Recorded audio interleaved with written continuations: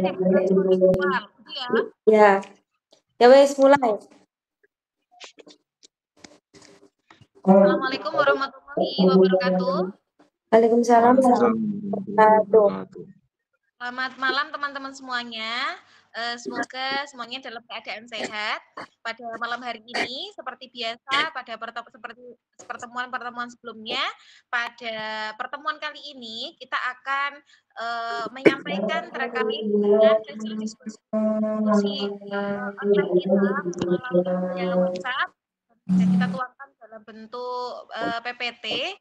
Dan dalam pertemuan kali ini kita akan mempresentasikan dan menyampaikan hasil diskusi terkait dengan tugas topik 3 demonstrasi kontekstual pembelajaran berdiferensiasi tentang strategi pembelajaran discovery learning. Pada pertemuan kali ini sudah hadir Mbak Alvina Damayanti, Mbak Anis Faridatul Hasanah, dan juga ada Mbak Aris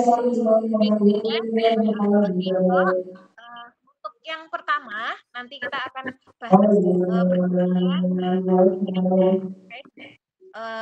strategi pembelajaran discovery learning ini. Untuk yang pertama yang akan menyampaikan terlebih dahulu siapa Mbak Alvina? Boleh silakan Mbak Anissa mungkin.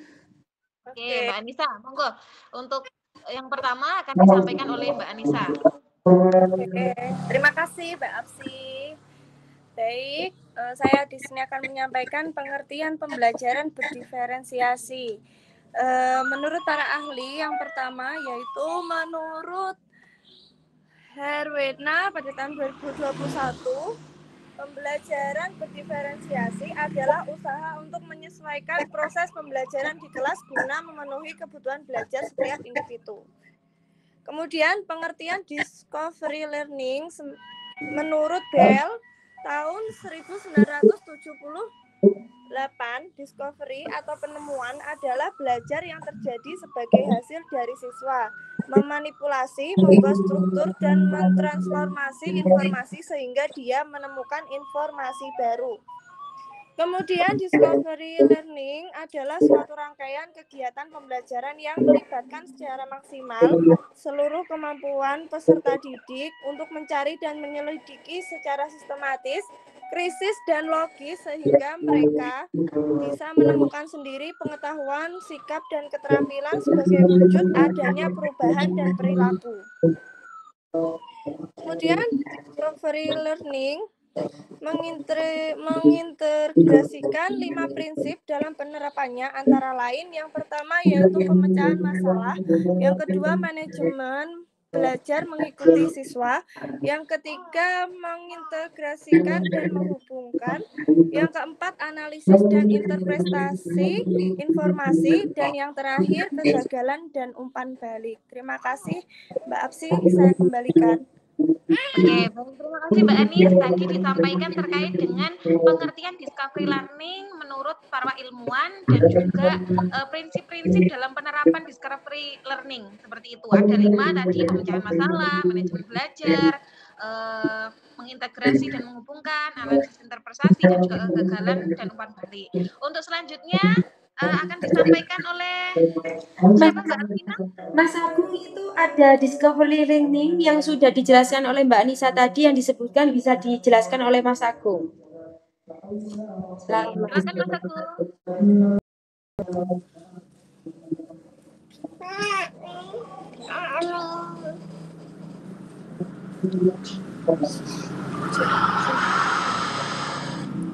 Mohon izin Mbak Anissa, mungkin bisa di mute.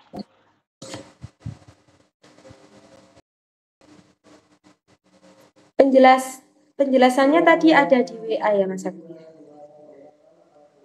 Ya, audionya Mas Agung belum menyala ini.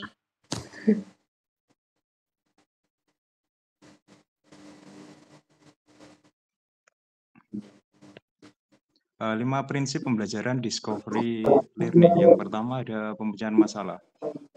Pemecahan masalah ini menjadi mendorong untuk membuat para peserta didik menjadi lebih aktif dalam kegiatan belajar dan meningkatkan pengalaman kemandirian belajar mereka.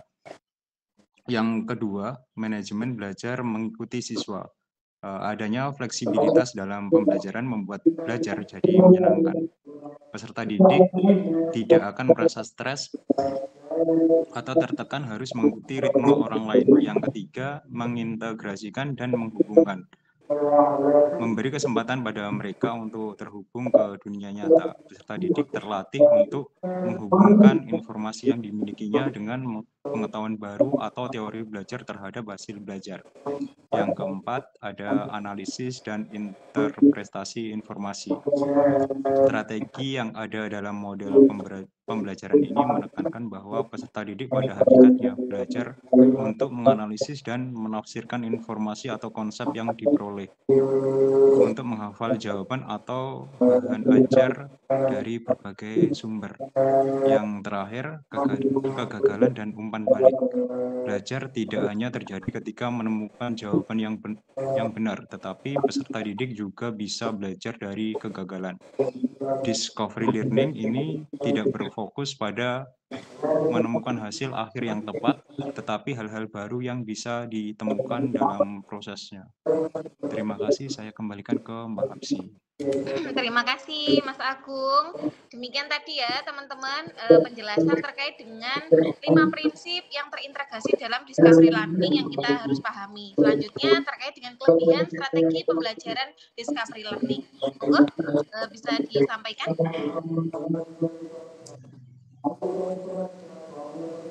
Baik, untuk kelebihan strategi pembelajaran discovery learning, untuk yang pertama yaitu membantu siswa untuk memperbaiki dan meningkatkan keterampilan dan proses kognitif.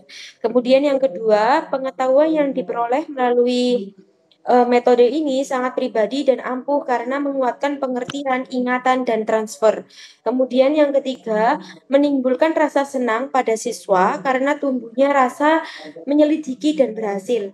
Dan yang keempat, metode ini memungkinkan siswa berkembang dengan cepat dan sesuai dengan kecepatannya sendiri. Kemudian ada kekurangan strategi pembelajaran discovery learning ini. Untuk yang pertama adalah model ini menimbulkan asumsi bahwa ada kesiapan pikiran untuk belajar bagi siswa yang mempunyai hambatan akademik. Dan yang kedua, model ini tidak efisien untuk mengajar jumlah siswa yang terlalu banyak. Dan yang ketiga, harapan-harapan yang terkandung dalam model ini akan kacau jika berhadapan dengan siswa atau guru yang telah terbiasa dengan cara-cara belajar yang lama.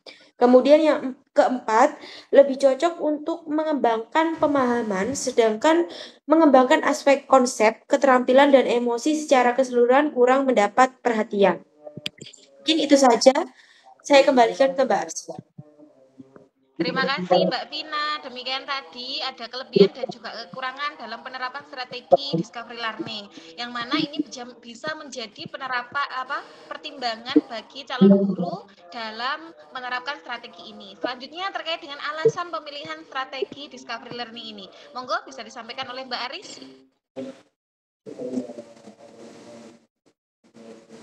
Selanjutnya yaitu alasan pemilihan strategi discovery learning. Menurut Bortik dan Jones dalam Widya Stuti menyatakan bahwa dalam pembelajaran discovery, peserta belajar untuk mengenali masalah, solusi, mencari informasi yang relevan, mengembangkan strategi solusi, dan melaksanakan strategi yang dipilih. Penggunaan strategi ini dimaksudkan untuk merubah kondisi belajar yang pasif menjadi aktif dan kreatif. Mengubah pembelajaran yang teacher oriented ke student oriented. Kemudian mengubah suasana di mana peserta didik hanya menerima informasi secara keseluruhan dari guru ke model peserta didik menemukan informasi sendiri berdasarkan apa yang mereka lihat dan temukan di media audiovisual. Dalam discovery learning dengan media audiovisual, bahan ajar tidak disajikan dalam bentuk akhir. Peserta didik dituntut untuk melakukan berbagai kegiatan, menghimpun informasi, membandingkan, mengkategorikan, menganalisis, mengintegrasikan, mereorganisasikan bahan, serta membuat kesimpulan-kesimpulan. Selanjutnya saya kembalikan ke Mbak Apsi. Terima kasih Mbak Aris. Demikian tadi untuk alasan penerapan strategi ini. Nah, ini ada beberapa sintak ditampilkan beberapa sintak di discovery learning, mulai dari stimulasi hingga generalisasi. Mungkin ada yang bersedia untuk menjelaskan terkait dengan sintak yang sudah ditampilkan? Bisa Mbak, di sini saya akan menjelaskan mengenai sintak discovery learning. Itu ada 6. Yang pertama itu ada stimulasi. Di sini guru mengajukan pertanyaan yang mana ada kegiatan literasi dan persiapan menjawab sebuah masalah. Kemudian yang kedua, identifikasi masalah. Itu guru memberikan kesempatan untuk mengidentifikasi masalah dan siswa menyusun hipotesis sementara. Kemudian yang ketiga ada pengumpulan data. Siswa mencari jawaban untuk menjawab hipotesis. Dan keempat ada pengolahan data, yaitu siswa menganalisis dan mengolah data yang sudah dikumpulkan pada tahap pengumpulan data. Kemudian ada pembuktian, yaitu hasil dari pengolahan data ini kemudian dilakukan pengecekan dan pemeriksaan secara cermat. Ini biasanya dilakukan oleh siswa dan juga guru. Kemudian yang keenam ada generalisasi, yaitu siswa dapat menarik kesimpulan yang bisa dijadikan prinsip umum pada masalah yang sama. Mungkin itu saja yang bisa saya sampaikan. Saya kembalikan ke Mbak Apsi. Oke, terima kasih Mbak Vina. Nah, ini ada juga ditampilkan terkait dengan tadi sintak-sintak dari strategi discovery learning. Berikut ini ada langkah-langkah implementasi discovery learning. Jadi tadi dari sintak-sintaknya tadi dibedah menjadi langkah implementasinya. Mungkin ada yang bisa menjelaskan Mbak terkait dengan langkah-langkah ini? Mbak Aris Menawi? Iya, Mbak. Oke, monggo Mbak Aris. Selanjutnya yaitu langkah-langkah implementasi discovery learning. Yang pertama yaitu stimulasi. Di sini guru menyusun pertanyaan-pertanyaan pemandu yang akan membantu siswa mengeksplorasi sifat-sifat cahaya seperti apa yang terjadi ketika cahaya mengenai cermin atau bagaimana cahaya berinteraksi dengan benda transparan, translucent, dan opak. Kemudian yang kedua yaitu identifikasi masalah. Dalam kegiatan ini, guru memberikan pengantar singkat tentang cahaya dan sifat-sifatnya tanpa menjelaskan secara rinci. Guru membagi siswa menjadi beberapa kelompok kecil dan memberikan alat serta bahan yang sudah disiapkan kepada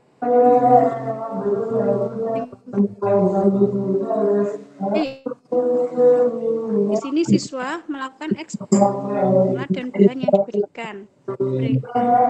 Cara untuk memantulkan menyebarkan cahaya. Siswa mengamati hasil. Kemudian guru berkeliling kelas memberikan panduan dan dorongan serta mengajukan pertanyaan-pertanyaan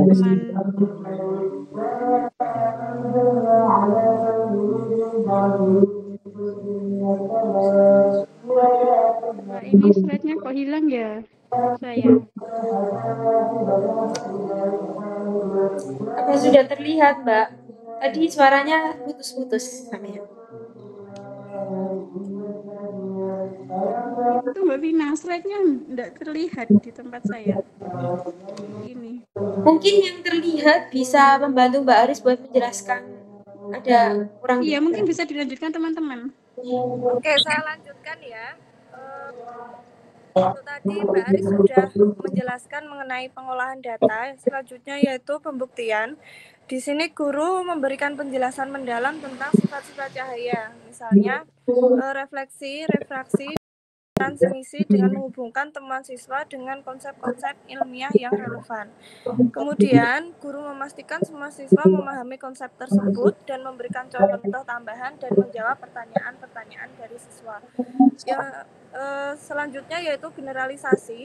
Di sini guru memberikan tugas lanjutan yang meminta siswa untuk menerapkan konsep yang telah dipelajari dalam situasi kehidupan sehari-hari, seperti bagaimana cahaya yang digunakan dalam teknologi sehari-hari dan dalam fenomena alam. Kemudian setelah itu guru mengevaluasi pemahaman siswa melalui kuis, tes, atau proyek yang meminta siswa untuk menerapkan konsep-konsep yang telah mereka temukan. Terima kasih Mbak Alvina, saya kembalikan lagi ke Mbak Apsi. Oke, mungkin ada untuk langkah-langkah selanjutnya bisa di slide lagi Mbak Vina. Sudah selesai Mbak untuk langkahnya. Oke, iya, oke. Demikian tadi penjelasan terkait dengan strategi discovery learning. Semoga apa yang dijelaskan video ini bisa untuk para calon guru dan bisa memenuhi tugas dari topik 3 demonstrasi kontekstual. Demikian paparan dari kami semuanya, dari kelompok Mas Agung, Mas Ari, Mbak Aris, Mbak Alvina, saya sendiri dan juga Mbak Aris Warida Terlaksana. Terima kasih, sekian pertemuan kita pada malam hari ini. Wassalamualaikum warahmatullahi wabarakatuh. Waalaikumsalam Waalaikumsalam warahmatullahi warahmatullahi wabarakatuh. Terima kasih wabarakatuh. teman-teman.